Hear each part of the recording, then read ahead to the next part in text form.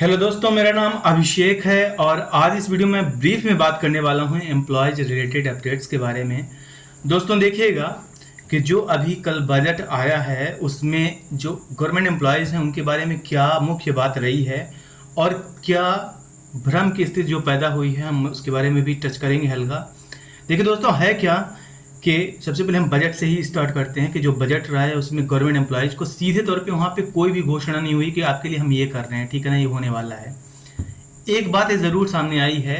कि finance minister जी के द्वारा ये बोला गया कि एनपीएस के जो रिव्यू की बात है वो हाल ही में संपन्न हुई है स्टाफ अथॉरिटीज़ के साथ और इसमें जल्द ही अपडेट सामने आएगी। तो मतलब हम उम्मीद कर सकते हैं कि जो भी एनपीएस जो अपडेशन के लिए अभी हाल ही में 15 तारीख को एक मीटिंग रखी गई थी गवर्नमेंट के साथ,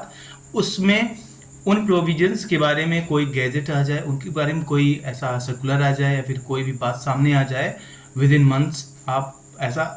मान सकते हैं। दूसरी बात दोस्तों ये देखिएगा कि जो 14% कटने की बात है आपका फ्रॉम योर बेस सैलरी, ठीक ना, एक बात तो स्पष्ट है कि कुछ ऐसे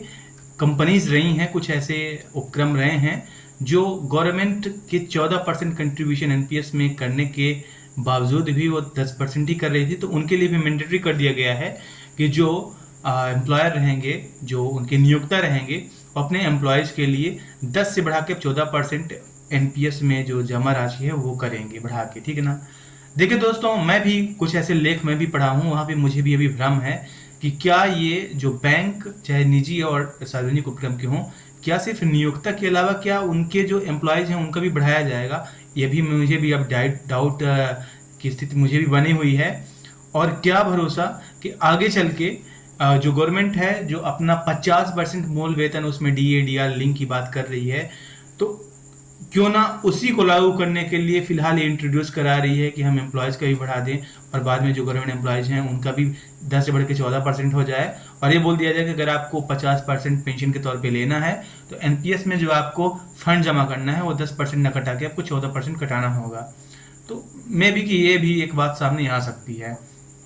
तो बजट में कहीं ना कहीं एम्प्लॉयज़ के बारे में चर्चा इनडायरेक्टली हुई है, डायरेक्टली कुछ भी नहीं मिला है, न डायरेक्टली कुछ बोला गया है, लेकिन इनडायरेक्टली ये इशारा जरूर हुआ है कि बहुत जल्द इस पर कोई अपडेट आएगी। दोस्तों, जो सेंट्रल में होगा यही प्लान, यही पेंशन का प्लान पूरे स्टेट्स में भी लागू होगा जहां पे भी पुरानी पेंशन बहाल नहीं हुई है। और चांस ये भी है कि जिन राज्यों में पुरानी पेंशन बहाल हुई है, लाइक कि छत्तीसगढ़ और राजस्थान, वहां पे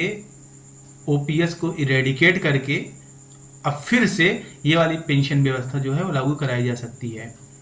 दोस्तों, इसके अलावा जो स्टेट गवर्नमेंट्स के हम बेसिकली अगर मध्य प्रदेश की बात करें और छत्तीसगढ़ की बात करें तो महंगाई भत्ता अब बढ़ने का कोई चांस नहीं है, कि अगर बढ़ता भी है तो इस महीने की जो सैलरी है उसके साथ पेबल होना मुश्किल रहेगा, क्योंकि अभी कोई घोषणा नहीं हुई है, इसके बारे में कोई अपडेट भी सामने नहीं आई है। लेकिन मोस्ट प्रोबेबली कि जो अथॉरिटीज़ हैं या फिर जो संघ हैं, एम्प्लॉयज़ यूनियन हैं, वो इसके बारे में डिस्कस कर रहे हैं और ज़्यादा चांसेस है कि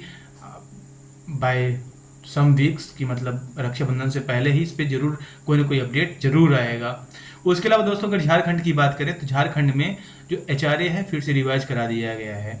और जो अब बढ़ा हुआ महंगाई आपका जो हाउस रेंट अलाउंस है, आवास भत्ता है, वो अब बढ़ के मिलेगा। दोस्तों, कोई भी अपडेट होगी मैं लाता रहूँगा। आप हंस का धन्यवाद।